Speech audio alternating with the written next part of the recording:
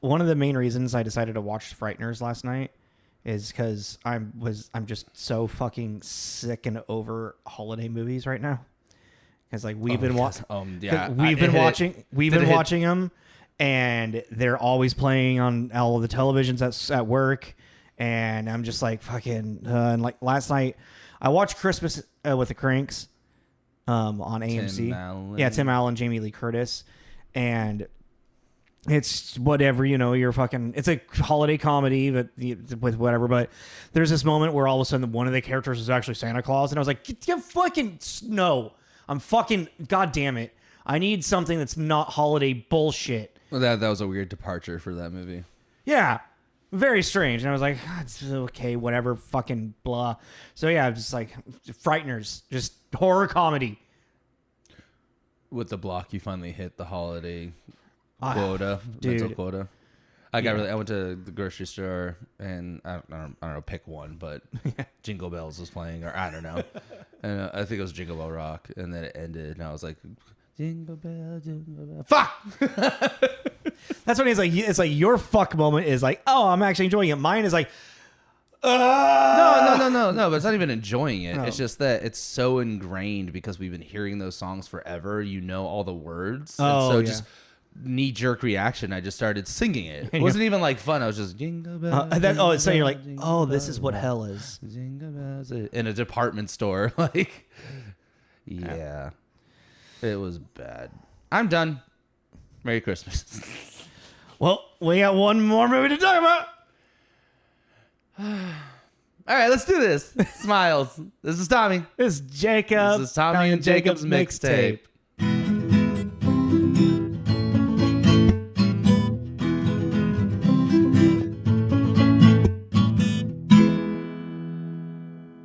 I can't think of a thing to come into with.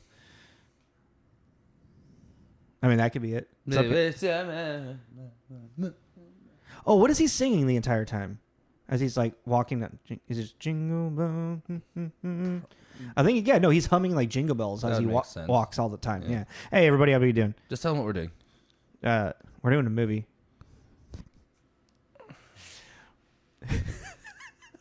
We're going to be... I'm losing my fucking mind. We're going to be analyzing and dissecting good news for people that love bad news by Modest Mouse. Dude, that would be fun. Taking a wild venture off our formula. Happy holidays! Merry Christmas! Chrysler! All right, so we've literally lost our minds a little bit. All right, sorry guys. If you didn't if you didn't look at the title of the episode, yes, we are reviewing 1994's remake of Miracle on 34th Street. The remake of the classic 1947's movie Miracle on 34th Street. Which I knew but forgot there was like a 1970s TV remake. I saw that. I didn't know about that. Yeah, I have a vague memory of that because I remember that was like, I think the one my mom first watched, because 70s she would have been a child. That stuff. But yeah, so I'm so fucking happy to end this Christmas shit. But this movie, if Tommy wants to give us a synopsis. A department store hires a man to be their mall Santa. Little do they know he may in fact be the real deal. You know what's weird? This movie is weird. But it's meant to be. Like, there is like kind of there is a sweetness to this as well. The ending's really weird, but we'll get into that. Oh, like the it's kind of like the Santa Claus kind of where you're like, wait, what? Yeah. Kind of like once as an adult, you're like, I'm not okay with that. But anyways, here. One thing is like Dylan McDermott's character. Does he actually? I can never grasp. Like, does he actually? Like, oh no, this is Santa Claus. Actually, oh, does he actually believe that? Yeah, or is he just humoring the old guy? And like, but he's just like he's believing in the spirit of it. The spirit of the holidays. It's weird to see Dylan as an actually genuinely good guy, right? Like I was like, oh, I actually like him. He's not a total psycho or like a piece of shit. Like I was like, oh, because you're used to seeing American Horror Story more than anything, or even like he is in one of the, I don't know how recent, but pretty recent like villain of the Law and Order SVU criminal organization. I mean, he was like in one of those like syndicated like shows for a minute as a lead. Yeah, no, he was in Law. I'm saying he was a bad guy in Law and Order for a minute, and he was terrible. Like, what do you mean bad guy? He was a crime leader, like a organized crime mafia guy. I'm saying like he was actually like before, like I don't know if it was before or after that, but he had his own show. Yeah, and it wasn't Law and Order. Cool. I'm talking about Law and Order. Cool. Why are we arguing? Because I was talking about Law and Order and him being a scumbag. And that's what I just recently watched. So I just recently watched him as that, and then for him to be the actual, genuine, nice boyfriend, neighbor guy, I was waiting for him to turn, and he didn't. And it was a weird sensation. Dylan McDermott give you some sensations. Dude, that guy is really good looking. He is very handsome. Especially in the 90s. I was like... the jawline, the piercing blue eyes, like, wow, God. the big smile. It's like, damn, bro. He's a good-looking guy. I mean, he still is, but I'd never seen him young, like that young. And this is like a kind of an earlier role for him, too. But, okay, well, we'll get into that. Starring. Yeah, right. Well, this came out, this version came out in 1994, like we said. It premiered November 15th. At a place, I forgot to write that down. Radio City Music Hall. Yeah, and it's a venue in Rockefeller Center. It was like a huge like event when they with the premiere because like the Rockettes performed and Kenny G performed.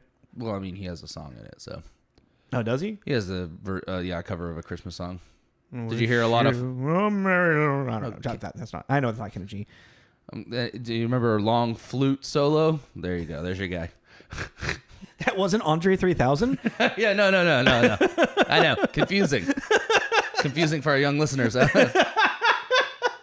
that was I watched this with my mom, and she called it, like, it immediately started. She's like, oh, laughing, like, oh, Kenny G. And I was like, oh, is that who it is? She's like, I think so. And she looked it up. She's like, oh, totally. Yeah. And I was like, Kenny G to this era is what Michael Bublé is to now.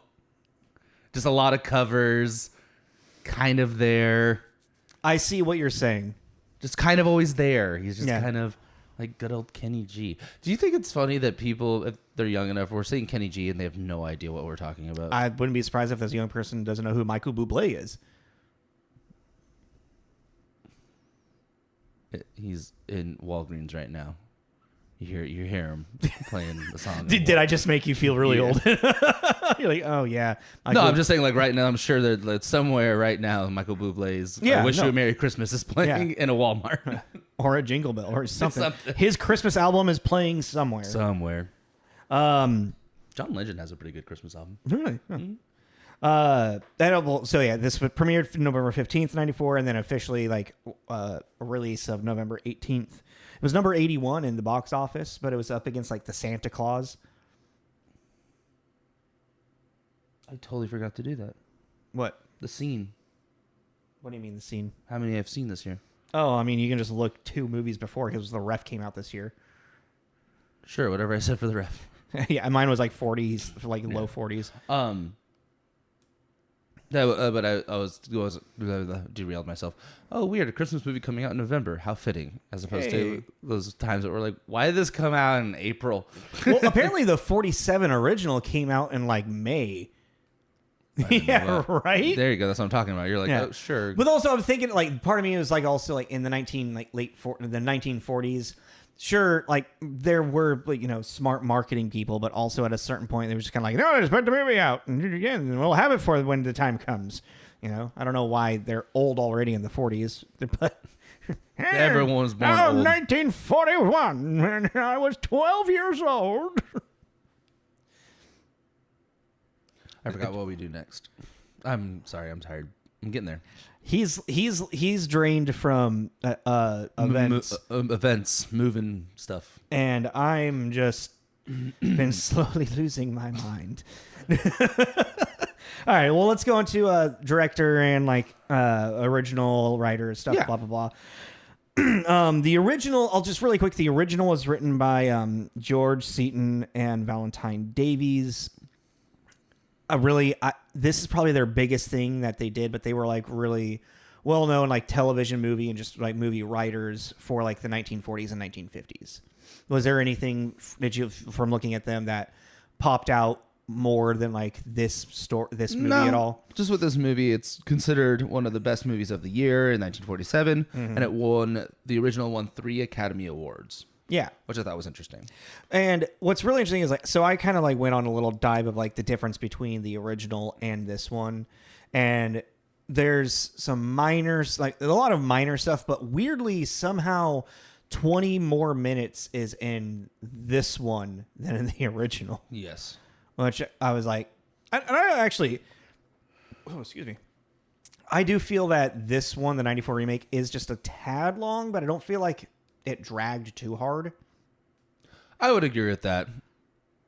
I did kind of, in the middle, I kind of was like, it wasn't until we got to the court scene that I was actually invested again. Because that was just really funny how they handled that. Yeah. But that kind of building him up thing and then his fall, I was like, can we just get this going? Yeah. Like, we get it. And I feel what that kind of turned into is like them trying to create more of a story of like, because if you don't have like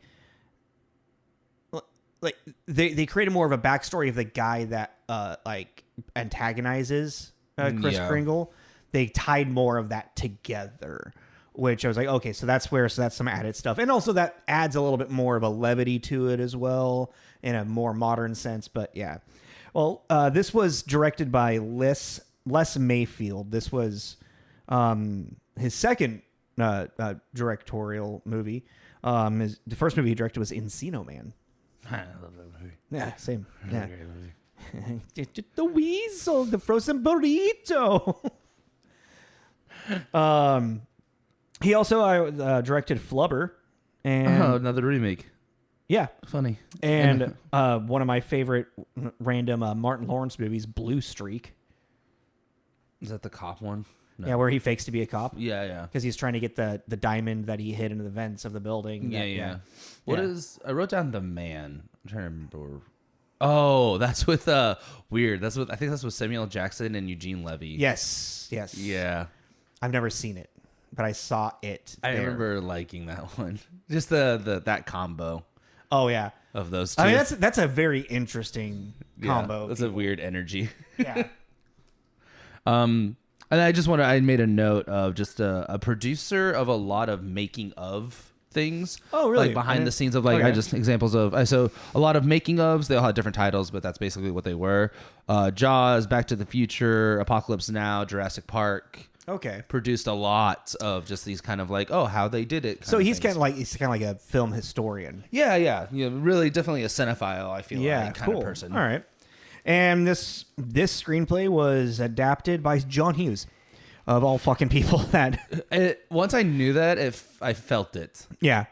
Especially with the Home Alone thing, you know? Yeah, no, and also I'm just sitting there like how like John Hughes just, I don't know, what's up with John Hughes, what's up with him? What's up with John Hughes? What's up with John Hughes? And it's Christmas stuff, and it's just sorry. No, what was my thought the other day? Because it's like John Hughes and Chris Columbus, who I don't know if he wrote or produced something with Christmas with the Cranks, and Chris Columbus and John Hughes worked together for Home Alone, and I'm like, they're like holiday dudes, like I don't know, you know what I'm trying to say? Yeah. Like, I don't know why they always come out around. It's like there's always like a couple of Christmas movies every couple of years, like Christmas movie. Well, it was for John Hughes, you know. Yeah. Rest in peace. But yeah, and also John Hughes, funnily enough, also he wrote the screenplay for the remake of Flubber. So him and Les Mayfield worked together on that. Well, so we've already talked about John Hughes twice. This is now number 3. I know. We talked about in episode 112 for Plane, Trains, and Automobiles. Uh-huh. And then we talked about him in episode 147, The Great Outdoors. Yeah.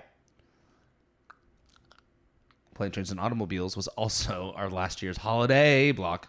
It was Thanksgiving-ish. Yeah, but going into Separate the fucking holidays, man. I would know how if the American people could. Thanksgiving is just the lobby for Christmas. It's fucking atrocious. Atrocious. Yeah. So, and what is, I guess, well, we can talk about that. Let's get starring in this. We just are like, John Hughes is John Hughes. If you don't know, you don't know. I mean, yeah, he's John Hughes. Yeah, let's go starring. Because it's John Hughes. We've talked about him twice already. So, Pretty in Pink, Breakfast Club, Home Alone, Mr. Mom. That's Beethoven. Starring Richard Attenborough. What a great name. Richard Attenborough. Older brother to David Attenborough. No? British, he's like he does the voiceover for like all of the like wildlife shit. Oh, yeah. Okay. Molly loves it. Yeah. I didn't know what his name was. I know what you're talking about though. Yeah, David Attenborough. Oh, they're brothers? Yeah, they're brothers. That makes sense. Yeah, right. And also, like what a power fucking sibling. And also just like great voices. Yeah. Richard Attenborough played Kris Kringle. Unfortunately, he passed away in 2014. Yeah, when he was 94. Yeah, I didn't realize that he was that old. Yeah. I honestly thought it was around the time of Jurassic Park 2, Lost World? What? Lost World. Yeah. Jurassic Park 2. I don't remember how the order. Okay, what is your thought? For some reason, I thought he died around there, and then I remembered it was because Hammond is sick in that. Yeah. Oh. So in my brain, it just connected the two. So I thought he had passed away a long time ago. Yeah. That's funny. And then I went, no, wait. Hammond was sick in Jurassic Park 2. Right. He was fine. Also, so yes, he's the scientist that created Jurassic Park. John Hammond. He has the mosquito in the sap on his cane. He had a walking cane in this too. He was ready to beat the shit out of people. Yeah, he was. It's like silver handled. Come here. So it's Richard Attenborough. So he, as an older gentleman, not so much acting. Like Jurassic Park and this is kind of like the big ones. I remember him in Elizabeth. He's in Elizabeth. I don't remember. I haven't seen Elizabeth, so I remember him in that. But like after he like had like an acting career through like the like 60s and 50s and whatnot, he moved into directing and producing. So like through like the 70s and 80s, He did some Chaplin big shit. Yeah, he did Chaplin. with Robert Downey Jr. He did he did Gandhi with Ben Kingsley. that, He yeah. won an Oscar for that. He directed A Chorus Line. Like, yeah, no, so it was really interesting to kind of like see what his career had become, what like as an older like film guy, or you know what I mean, star. When I was looking at reviews, something came up about how Richard kind of, and I'm paraphrasing, I can try and find it, but basically in no way, shape, or form does Richard have the twinkle that is necessary to play Santa Claus, and I got viscerally upset about that. Because I was thinking about it, I was like, even just as John Hammond, he's a twinkly ass motherfucker. Like, he's very he's like when his grandkids come over and hug him and he falls over, he ho-hos as they hug him, you know? What's interesting about that is like I don't really think that there's much of a twinkle to him as it is like he's just so charming. Yeah, but you know, they said twinkle in the sense of the Christmas movie thing. But and like, that's also kind of the thing that I feel like makes this movie is that he seems so much like a regular person. Yeah. You know, not like an overly joyful. Ooh, yeah, he seems like a nice old guy. Yeah. You know, but I just really was like, no, don't talk about Richard like that. He's my Santa Claus. Like, don't come at my Santa Claus like that. Because I grew up with this one, which my mom didn't remember. I'm like, well, you had to show me it. She's like, I don't really remember this movie. Yeah, this is the first time I ever fucking watched this movie. Oh, really? Yeah. I didn't know that. Yeah. Huh. So everything was new to me. So yeah, that's our Santa Claus. Kris Kringle is Richard. Up next, I put Elizabeth Perkins. Yeah. Who we've also talked about. Who plays Dory Walker, who is our lead female character, who is the mother of the child that she's very kind of curmudgeon-y businesswoman, strictly kind of thing. She's pragmatic. Yeah. We talked about her in her Predator role in Big in episode 79. Yeah. She was also in Flintstones, which is funny because we were just talking about Flintstones. She's Wilma. Wilma! And a big recurring role in Weeds. Yes. And so pretty. Very pretty. Very, very pretty. Well, just I thought it was funny. Very pretty. I thought it was kind of funny Pretty tue girl, because they. pretty. What is that? Oh, Pretty no, you're birdie. doing Pretty Bird Pretty birdie. from Dumb and Dumber. Well, I was just looking at her and I thought two things. I was like, it's kind of funny, especially with her and Dylan. With her really too, they picked old school classic Hollywood look, like 1940s, which I thought was funny. And she kind of reminds me of Sarah Paulson, or vice versa. I don't know how you'd work. I can see that. Like they have I don't know what. There's just something about the build of their face. I still see Millie Bobby Brown. I can see that, but I just with this one specifically, I don't know why Sarah Paulson really popped into head. I mean, yeah, I can see that too. Yeah, it's the lips. I think it's she has really big eye, like round eyes, like really Yeah. pop in their brown. I don't know. There's something just about her look that I was like, huh. But yeah, she was great in this. And then we already talked about him, Dylan McDermott. Dylan McDermott. Yeah, we kind of brought him up. American Horror Story.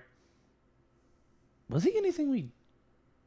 I was trying to. No. I unless he. What was that? What was the Christmas movie we did with Sarah Jessica Parker? No, that was Demmont or whatever. No, he the Family Stone. Yeah. That's we're getting, and I get him confused.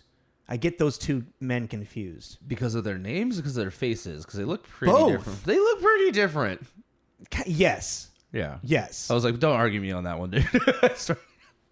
But they're also like they have like both just what I forget his fucking name. No, because his name is like Dermot or something like that. Yeah. I can't remember what his name is. Dermot McColney, something. John Mulaney. What? No, you. Dermot Coley. You're just like making up fucking words. Are you looking it up? What was also? Oh, the Family Stone. Yeah, the Family Stone. Yeah. That's here there. We could see real quick. Dan Keaton. Dermot Mulroney. Yeah. Yeah. Oh, Dermot wow. I was actually not far. Dermot Patrick yeah, for making up a bunch of sounds. Yeah, you were pretty close.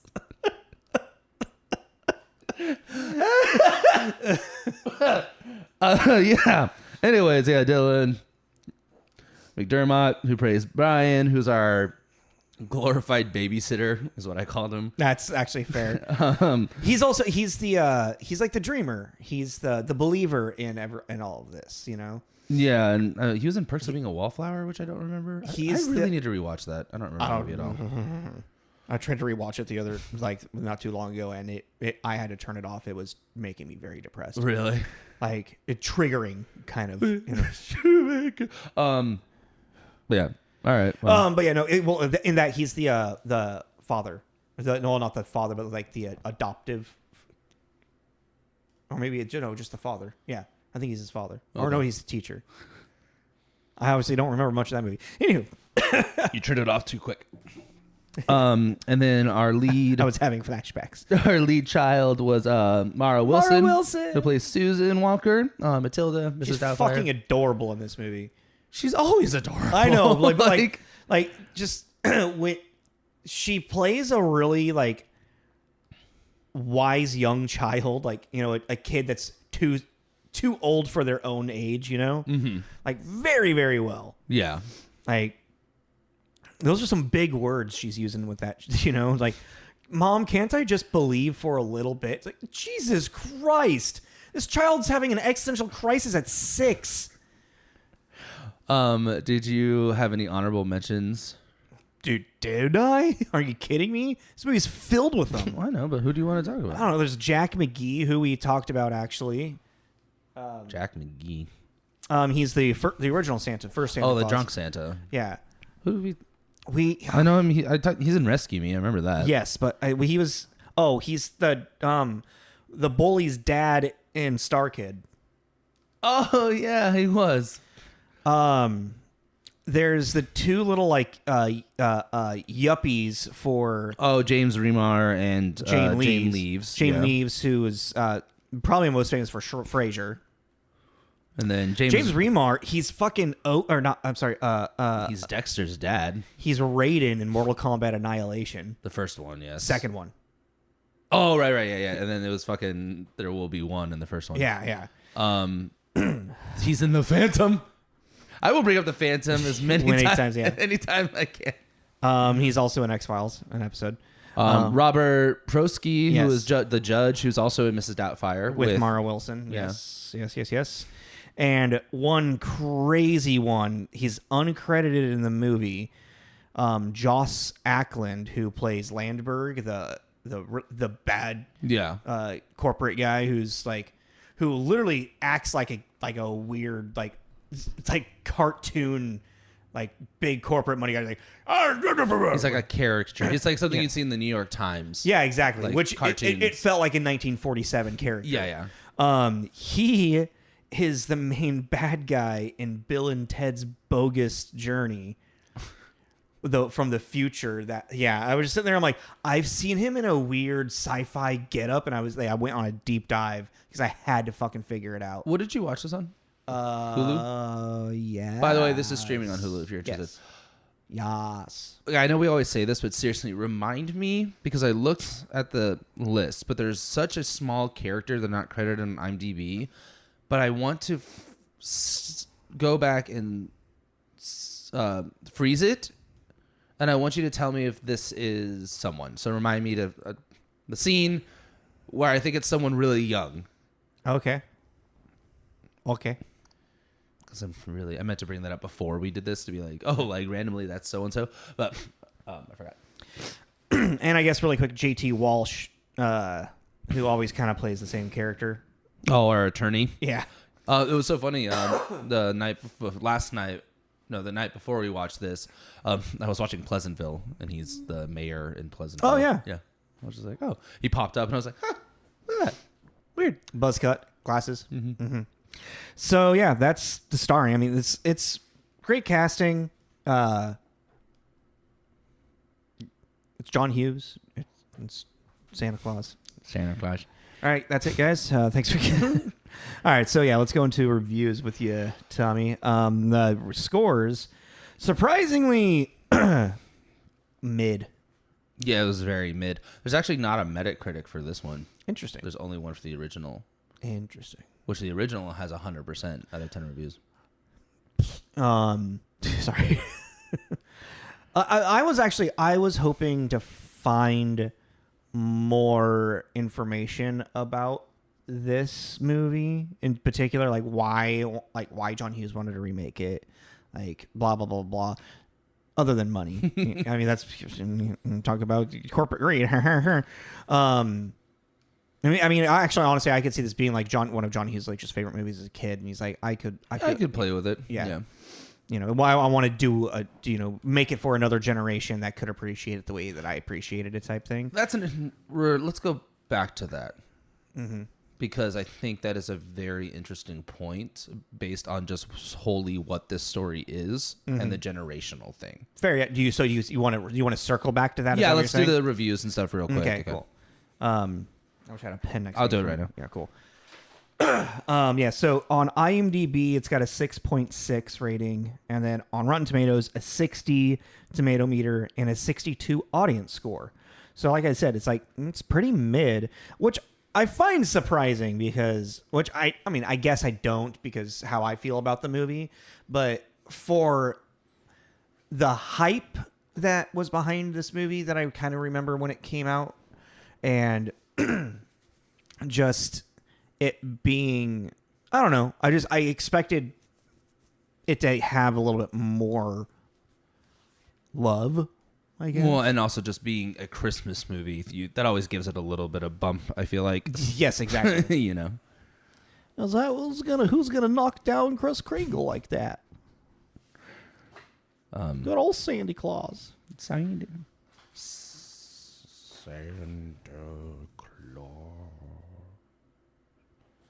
I really wish I knew some. I can't remember the rhythm to any of the Nightmare on Elm Street songs that have Santa Claus in it, and I wanted to start singing one of those. I'm sorry, like Kidnapping Santa Claus. Did I say Nightmare on Elm Street? Nightmare Before Christmas. That's a terrifying musical.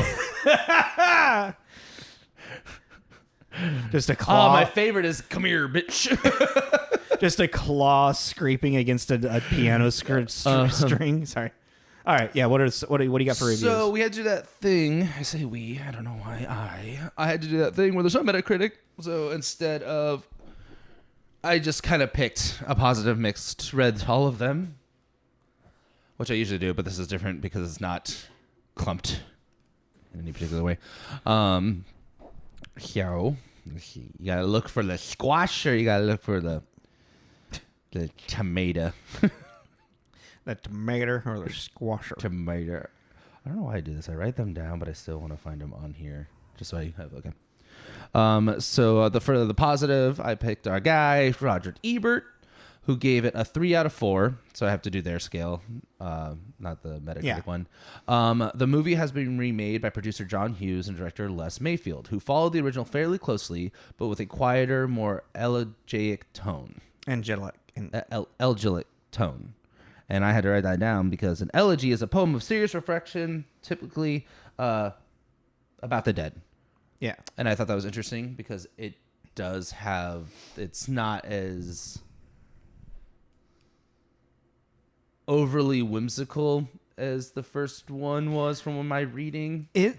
I keep getting weird, like that Santa Claus or Kris Kringle in the first one is like more of a curmudgeon, like he's got a sharper tone to him, but like also still Santa Claus, joyful and whatnot. I don't know. I don't know. That's also what we can talk about, like generational thing of like maybe Santa back then was a little bit more because a man was a little bit more rough around the edges, type thing. Maybe I got an interesting watch with this too because I watched it with my mom and she had seen the original, hadn't seen this one. I had seen this one and hadn't seen the original. So we actually had kind of a back and forth about this kind of thing. And she agreed with that too. It's just like certain things that were being discussed in this 94 one. Oh, yeah. You wouldn't have talked about. Oh, 100%. Like the whole religion thing. I have that as like, that's one of the biggest things. Or even that like his like, there's just things you just really weren't in popular society to talk about or even put, God forbid, put in a movie. God forbid. And God forbid, trust. Yeah. So I just thought that was an interesting one. And it was like, I liked that he was saying that it was followed pretty closely, but there were still certain things that were. I could see some like religious, overly religious people like having a little bit of a problem with the judge's speech at the end. Well, even I can't remember what, but when the original one came out, this it's like a Christian review column. I'm totally blanking on the name, but gave it a low score because one of our main characters was a divorcee. Oh, the female divorcee. Yeah, that was a big no. It was a real no. Yeah, because women can't have rights. But that's the culture, it's just like it's a really because it's an antiquated culture, yeah. Well, but you're also talking about like just to get perspective. This is a very short time after the end of the World War, the Second World War. Yeah, this is actually 47. Like, it's just basically ended. So yeah.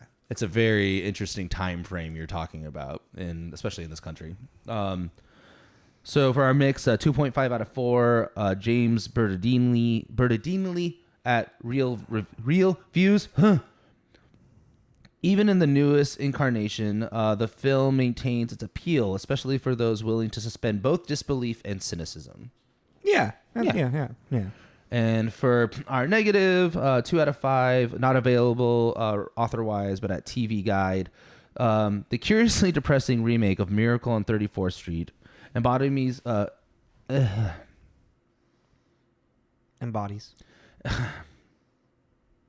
contemporary Hollywood's inability to bring style and originality to the kind of family comedies it once produced with a bloom. With a what? What's that last word you said? A bloom, a plomb, a plume, meaning self-confidence or assurance. Okay. So basically, Hollywood used to be able to make these very confidently, and this does not do that. That's an interesting. The worst one I read is, "Why is this necessary?" Jesus. That's interesting take on Hollywood used to be able to do it with great blah blah blah. It's like, well, are you I don't where's my thought with that? It feels like it's a jab in a sense of like interesting. That one was also written in 2018. I was kind of like, actually, when was that written? It's kind of in a sense of just, it feels like an old person being like, back in my day, they knew how to make a good movie, you know? Yeah. Well, I guess that's a good segue to get into this generational thing. Yeah, sure. Yeah. Because it is kind of... Well, I do think it is ballsy for John Hughes to, even in the mid 90s, like the whole "In God We Trust," and for the judge to be like, for this entity of God that our government backs itself onto, we have no proof of existence, yet we believe it anyway. It's kind of a bold statement for about, the idea of God and, religion in general, especially in a time where a lot of people are still in this like idea of like, we are a Christian nation. But then also again, like even like Chris Kringle, when he gets up, he's like, do you swear to raise your right hand? Do you swear to tell the truth, the whole truth, and nothing but the truth? And aren't I supposed to put my hand on a Bible? They're like, no. Oh, I'll just put it over my heart then. When did that stop? I don't fucking know. I thought it still happened. Yeah, I did too. Maybe it's a state by state thing. Maybe. That sounds like a state by state thing. Could be. Because I was like, I watched a lot of Law and Order, and that took place in New York, and it's for a long time. This took place in New York. That's what I'm saying. So I thought it was weird that they didn't do the Bible thing. But yeah, in Law and Order, they do the Bible. But I'm like, also, what Law and Order am I talking about? Law and Order, what era of Law and Order am I thinking of? I don't. Dun dun. Can't tell you a specific season, But yeah, and then then I'll put it on my heart, Yeah. It's like interesting. I don't know what else to really talk about with the generational thing. I think I think the comment itself just kind of stands alone. Well, it's just also no, because what I was just kind of thinking of is that kind of like I already said though. It's like you're talking about 1947. Yeah, that's a different planet. Yeah, which also and what's social commentary and and what's interesting about this movie is you can tell like John Hughes. I feel like he just kind of like updated, like he just made it more modern, but like. And didn't really change much of the dialogue. I mean, he probably just like modernized some of the dialogue, but the story structure beats, and even the way that it's filmed still kind of feels like a 1940s movie that like would star like what's his name from fucking Casablanca? Why am I drawing a blank? Humphrey Bogart. Well, I get that because even it wasn't in the very, very beginning when you're seeing everybody, even with the outfits, because you're talking about suits and ties and peacoats and stuff. Yeah. It wasn't until you start seeing the cars that it's very clear that we're in the 90s. Yes. And that's I'm just saying in the very beginning. Yeah. It's like he's Santa, Chris is talking to the little boy, and just their clothing, even the little boy's clothing is very kind of formal and wool, and it just looks, and it's not until... that you see him crossing the street and you see this bus and you're like, oh, okay, that's like a modern day bus. Yeah. Okay, so we're in modern times. But maybe that was like, I could have seen that in the very beginning, kind of giving it this idea of maybe it's just like it's even in the same time period remake and then really leaning into the 90s, but it doesn't. It gives it a timeless feel. But then, you have those moments of where like, oh yeah, this is modern times because of like, the vehicles, the metropolitan area type thing, But then the way that it's filmed, shot, and even performed, I think is very classical Hollywood.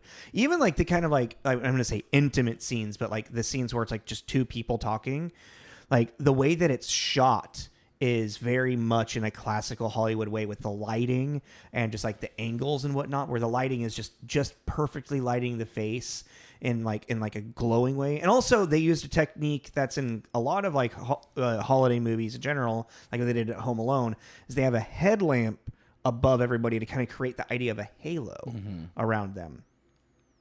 So maybe that's where this kind of, go ahead, sorry.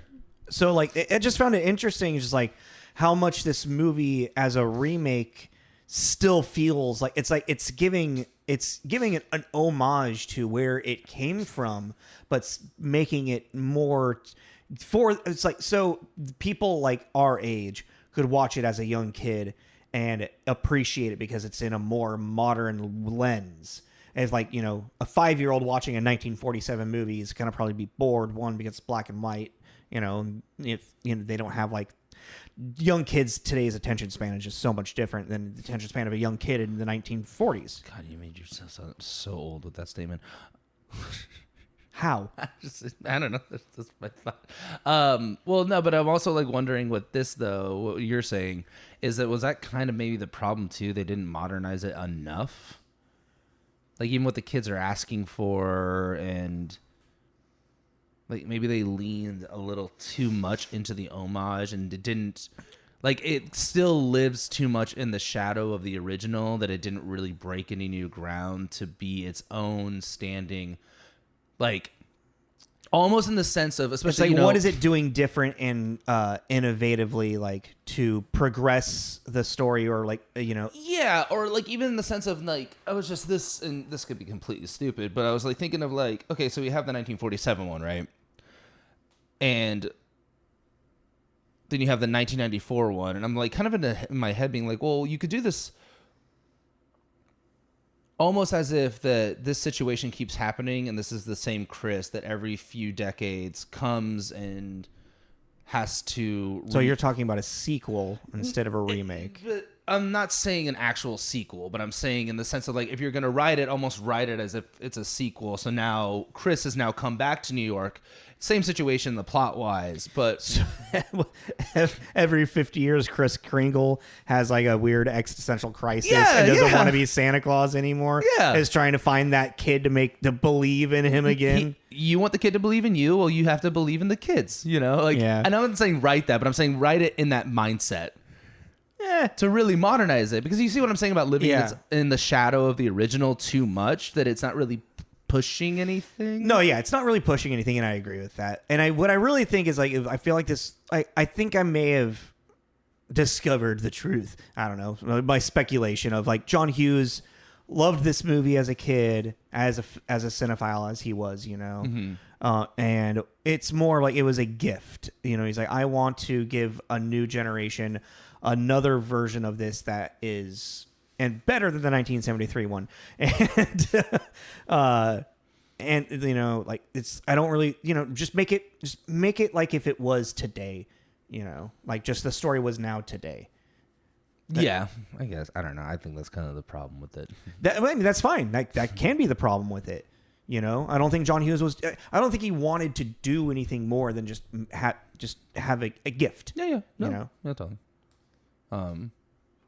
Because I think I mean, like you were saying, that's why this movie is very mid. Yeah. But the thing is, even like what I'm saying too, it's if you were to push it a little too hard, that could have made this thing. No, yeah, crash. You go too far in one direction, and people are like, "It's not enough like the original," and why would you even? You ruined a beautiful classic, and you go too far on the other side. People are like, "Why are you making this?" This is a very not peculiar. What's the word I'm looking for? Precarious point where you really got to balance it. Well, what's interesting is like one of the things that I was reading with comparisons is like someone pointed out is like in 1998, Gus Van Sant reshot Psycho, literally shot for shot, and it was absolutely atrocious from the Alfred Hitchcock original. How? It's literally shot for shot. Like, how did it get so? Like, why is this version not regarded as the original that Hitchcock did, which is considered a timeless classic? Like, what the fuck happened? And this is so similar to the original that people, it's like, how is this, like, how is it not regarded as lovable as the original? Is it just because it is like just a rehashing of it, you know? Yeah. Question stuff. But overall, like, when we were talking about just like kind of like the remake of all of this, let's get into the actual like story and like how as a Christmas movie it works, you know? Because also fucking, what's her name? Susan, the girl, Mara, yeah. You know, and she's like, I want a fucking family for Christmas. Like, Jesus. Like, even in like Chris Kringle's face is just like, what? You would. That's a tall order, little girl. Jesus. It's like, I want a house and a dad and a baby brother. In the original, it's just a house. Oh, really? Yeah. Okay. Yeah, I don't know. Yeah, that's one of the. Oh, right. So, like, some of the biggest differences. One at the very top. Apparently, the drunk Santa Claus is comically drunk to where he can't even he's slurring it. It's like, it's just Santa Claus. I got just Like a whip. a 1940s drunk. Yeah, 1940s drunk where he actually like falls over. And that character is just then one and done. Oh, okay, so they added this whole subplot thing. Yeah. I think even those two cronies are kind of like either expanded upon or maybe even added into this. Mm-hmm. And then Susan asks for, in the original, all she wants is just a house for like her and her mother. She doesn't want to live in the city, I guess. I don't know. And then then she adds like, and a dad and a baby brother. Like, I'm gonna make these people have sex. That was so weird. And then the client and then like when he gets like accosted by the guy in it isn't the Santa Claus from the beginning of it. Yeah, they added that whole thing with Jack McGee. And I guess the next really biggest one is the way that like they like prove that the Christmas miracle of him being Kris Kringle is like all of the like letters in the post office are sent actually. Yeah. My mom was like, "Where are all the letters?" And they changed it to that one letter, and then yeah. But I'm like, was there like what do letters have to do with like? I don't know. We'd have to watch it. Well, I was reading it. It was like I don't know. I feel like there was maybe something specific to that time of how like around Christmas time letters not being sent properly or something. I don't know. Well, I mean, did they actually put post? I can't remember. I don't know. I know they on real letters they did, but it's like did parents put postage on their kids' Christmas letters, or did they just throw them in the mailbox and whatever? Well, but like, what are all? Yeah. Well, anywho, and then in this one, it's the one little letter from the cute little Mara Wilson. Well, that whole thing is really funny too because, like, the judge is kind of in this weird rock and a hard place thing because it's like I can't be like, yeah, Santa's real as a New York State judge. But then I don't think he really says this, but it's like, you also don't want to be the judge that commits Santa Claus. Yeah. Or just commits this sweet old man who like the city is behind. I'm like, just let us, it's not even like, they don't even believe that he's Santa. This is like the wrestler in me. Like the wrestling fan is like, I know it's fake. But I want to believe. Well, but it's even like with it's funner. It's more fun if I believe in the world that's in front of me. You know. Well, but even with the judge's whole monologue at the end and the whole "In God We Trust," yada blah blah blah blah blah. It's like but it's like objectively as a servant of the state that is supposed to make calls on legal issues of law and order, you sound like a fucking Looney Tune. Yeah. Like, so it wasn't an out. You also, just like what blows my mind is like what this man is actually on trial for is like it's a question of integrity of character if like he should be around children, I guess, but it's not really like ever quoted or said in that way. He was arrested because he assaulted a man. And then the man was like, "Oh no, I'm fine," and it came through that, like he was actually antagonizing Kris Kringle, which then gives him scot-free. Like, "Oh, you're actually an innocent man. You were defending yourself." But then he still has to go on trial because he's like, "No, yeah, I'm Kris Kringle. I'm from the North Pole." And they're like, "Well, they go on trial because Brian, yeah, or yeah, Brian. Also, that character's name is a couple of character names changed from the year's menu. But Brian... that's also Macy's. Thank you. Sorry. Oh, well, yeah, just Macy's wouldn't give them the right, so they made Kohl's. But not like Kohl's with the K, Kohl's with the C. Yeah, I don't think Kohl's, our Kohl's existed yet, 94 like that. Oh, okay. Or in like a major, yeah. And then Gimbel's is Shoppers Express. Well, yeah, Shopping Express, yeah, Shoppers Express. But it's like Brian just doesn't doesn't want him to get committed, so they're just going to sign him away. But he's the one that makes the trial. Yeah, well, he wants a hearing. Yeah, you know. But then, like, I don't know. But I guess maybe that's I kind of missed a bit of that point. Is that I mean, then it's just like, and even then, the judge is taking a bribe. Yeah, right. Like straight. I mean, not in so many words, but. Well, and then very little amount of words. Yeah, you know? but he's taking and very hinted of a beating around the bush kind of words. Yeah, like. But like, also the whole thing is like with this hearing as well. It's like, what, like, trying to get this man committed for what? I don't know. It's just kind of like, I'm like, the trial just seemed so like I could see it being a story beat from the 1940s. But in the 90s, it felt more like this is kind of juvenile. Oh, I respectfully disagree. Only in the sense of because, like, even the lawyer that is trying to get him committed is working for a big company. Yeah. And is because then at the end, he shakes the other guy's hand and he says, "Merry Christmas." It's business. He's willing to commit and ruin this guy's life because he's getting a paycheck. That's some 90s. That's today. Like, so to me, I was like, Merry Christmas, everybody. Well, yeah, because that's what it is. He's working for the big company, and they're just trying to basically besmirch this other company and be like, look at this. Cole's hired this lunatic to be around your children. Yeah. He was so crazy, he got committed. You know, like. Also, I love Dory, and she's like, we gotta believe in Santa Claus. Why? The whole actually, she's not wrong. She's like, the whole idea of this campaign was that Cole's is family, and we are family, and we believe in each other. If we back down, what was the last like month for? Like, we just ruined the entire image that we just created. Yeah, but she didn't say it like that, because even like in that whole scene when she busts into the chairman's meeting or whatever. How dare a woman bust in there? Sorry. And he's like, you're really out of line. And then she's like, what is this company? Just to make profits? I'm like, yeah. Just to make our stockholders happy? Yeah. It's a company. Yeah, you know, everything she was saying, I was like, in the real world, they're going to be like, uh-huh. These people don't have morals. They don't give a shit. So that whole thing, I was like, this is that's the Christmas miracle. Yeah, you know, but I was just sitting there, like, I can't remember exactly what they were, but they're like three of them, and I was like, yes. And then the whole, we're a family company. No, you're fucking not.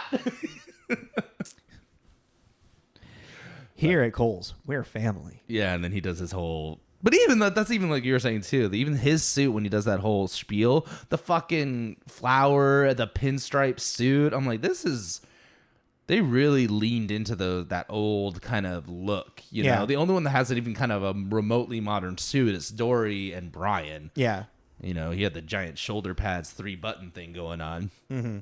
But very 90s. Very 90s. But also, dude, it kind of alludes that he's only been dating her for like a couple of months, and he fucking proposes to her. Yeah. And she rejects him so hard. I know, dude. I put my faith in you. Then you're a fool. Even that dialogue is very old. Yes. Yep. Like, I know. I actually kind of felt I was like, I put my faith in you. Say, you know. Why is he a 1940s gangster, bro? Like, would you marry me? Ha! See, I want to marry you. Yeah. I want to marry you. Yeah. But like, I mean, that could literally just be like direct dialogue from the 1947 script. Well, I'm kind of happy that we haven't seen the original one, because we're already comparing it. And if we had seen the original one and then watched this, we would have been doing it way harder. Yeah. But it is just interesting to see how much of the DNA did transfer over just from what we do know. Yeah. And especially just what we know about that era and that era of film, you know. A really interesting difference is one of the sweetest moments in the movie. When the kid that can't communicate is put on the lap. Oh, the deaf girl? The deaf girl. In the original one, it's a girl that she speaks Dutch. And she's like, I don't know, maybe, I don't know why there's just a lost Dutch child in New York, but they're like, no, she can't, nobody can understand her. And then Santa in the original starts speaking Dutch to her. Yeah. And they communicate, and it's like, it's the heart moment. You're like, oh, but this one where he starts doing sign language, I teared up a little bit. That's the thing, is there were some very definitely sweet moments in this, you know. Like that was a really great one. That was really cute. Well, yeah. So we spend the whole time just like talking around this movie. I feel like more about because we didn't really talk about like the main story of it all. Yeah, we did. He thinks. Well, no, of our main characters. Like we have our Kris Kringle story, but then there was Dory's story and Brian's story and even Susan's story of like believing that he's Santa Claus. Well, yeah, but their whole like Dory like learning to find love with Brian actually, like, and then Susan getting the house and the dad and the baby brother at the end. That's so weird. That's so weird. It's like as a Christmas movie, this really like it finds Santa Claus just hijacks people's lives. All of its story beats for a Christmas movie. It hits them all in a very accurate or in a very efficient way. Yeah, you know. I mean, that's the thing is like the beginning, and then there's the middle where it builds him up, and then you have him crash down. And then, like I said, I wasn't really checked out until we got to the court scene because just the court scene was funny because even with that whole thing too, I was like, in the real world, this whole thing, I feel like a judge would be pissed because you're making an absolute mockery, bringing a reindeer into a courtroom. No. A New York judge would be like, get that fucking thing out of here.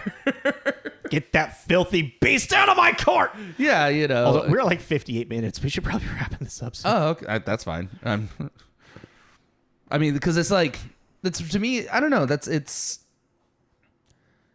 I don't know. Let's give it a carrot then. I don't know. I really don't know what else to say about it.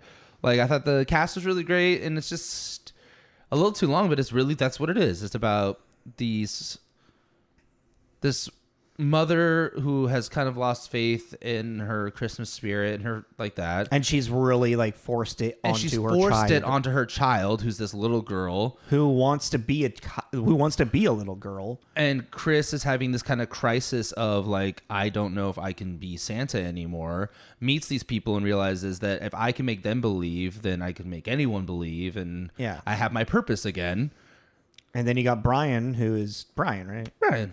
Yeah. I thought you were just like, you got Brian. Who's Brian? And I'm like, yeah, he's Brian. Yeah, it's Brian. I mean, well, he's kind of a big crutch to it because like his like consistent belief in Kris Kringle and wanting to and not giving up on him. And that's an interesting point what you brought up earlier. It's not even that it's not his belief in Santa Claus. It's his belief in Kris Kringle, this man he knows as Chris. Yeah.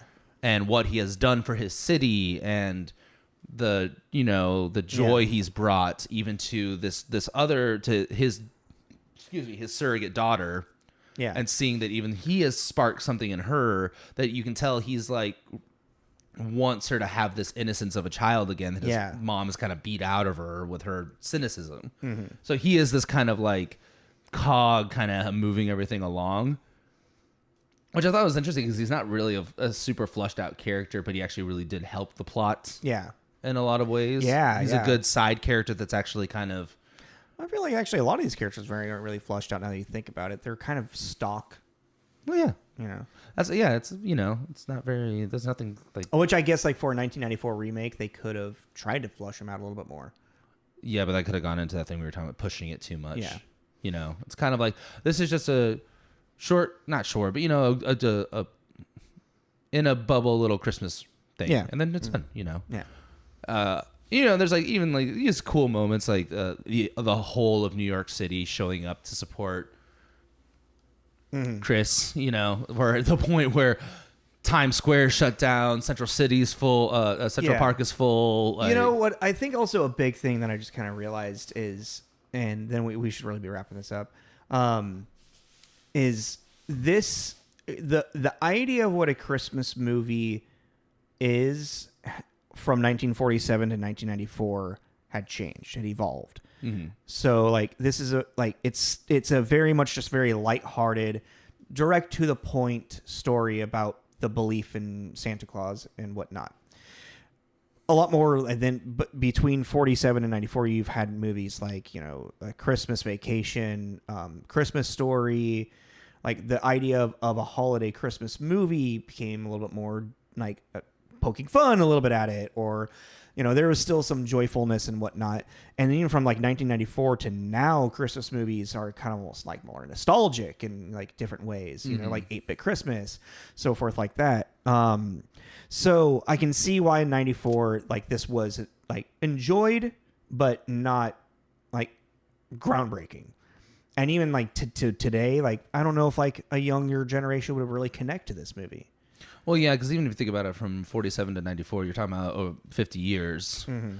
And, I could even see, like, let's say at some point you watch this, the original as a kid, then you're now an adult with your own kids, and you're seeing they're making a remake of it. Mm-hmm. Like, oh, I really remember enjoying that when I was a kid. Let's go see this remake with these now 90s people from the 80s, 90s I kind of recognize. Yeah. Sure, let's go see it. You know what I mean? So, yeah. Well, what do you want to give it?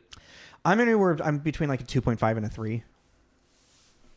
It's the holidays. Let's give it a 3.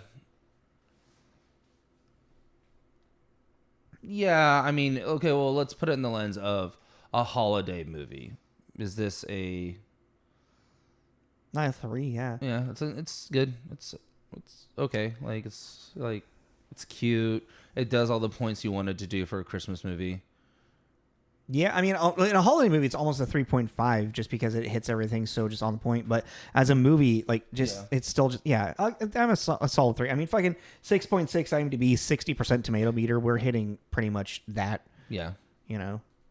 We're We're agreeing with the critics. Yeah, I agree. I get, like, I all of its reviews and scores I really get, except for the one I said about him not being a good Santa Claus, basically. I was like, no. Okay, really quick. That's the interesting thing is that because of how Santa Claus from the original was like, Richard Attenborough plays a lot more of a, calm, approachable older man, which is where like the moments where he gets kind of angry and wants to like, gets aggressive. It is a little bit like conflicting of character. Mm-hmm. So I can see kind of like what they're talking about with that. But Richard Attenborough he's just a wonderful Santa Claus. Kris Kringle, yeah. I just remembered, the moment in the courtroom where he's like, of course you couldn't see my workshop. That's invisible. They live in the dream world. I thought everyone understood that. Yeah, like it's all matter of fact to him. He's almost kind of like a really removed from reality Santa Claus. Yeah. Of what's going on in the world. Yeah, very much so, yeah. Okay. So yeah, 3 out of 5. We are next week doing, which I'm very interested in. 1981 movie. We're doing a New Year's movie called The Diner. Yeah. If you just look it up. I'd never heard of it. We watched the trailer of it. It looks wild. Probably not PC. No, does not look like it. Interesting cast though. So follow us on Instagram. I just remember that movie I told you to read about that would not get made today. Oh, and I was like, this is incredible. Yeah. Well, because my mom remembered it. Hey, that skit. That's awesome. So she showed me one with O'Hare. What's her name? Shit. Catherine O'Hare? Yeah, Catherine O'Hare. Oh, yeah. Yeah, she's in one of them. She's like the store clerk that doesn't know what to do. I was like, what? Okay. So yeah, follow us on Instagram. On there, you can find our link to our link tree, where you can find our YouTube, the Spotify, all this stuff. Where you can get all the podcast stuff. Yeah. But yeah, so join us for our New Year's episode next week of 1981. Yeah. The Diner. It's gonna be rough. This is Tommy. This is Jacob. This is Tommy and Jacob's mixtape. Happy holidays. Happy holidays. Fucking hang me by a Christmas tree.